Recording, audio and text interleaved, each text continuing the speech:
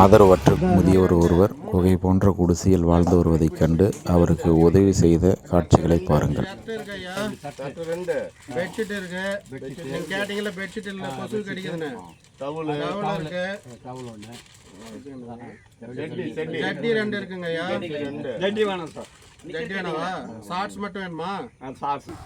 வீடு இல்லாமல் தனியாக ஒரு சின்ன ஒரு குடிசையில், பராமரிப்பில்லாத ஒரு குடிசையில் வாழ்ந்து கொண்டிருக்கிறார்.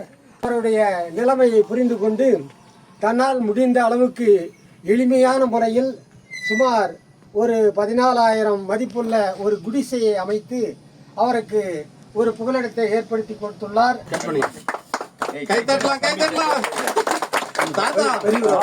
வாங்க, உங்க வீடு தயாராயிடுச்சு. வாங்க வாங்க, பொறுமையா வாங்க, எல்லாருக்கும் இனிப்பு கொடுங்க. வாங்க.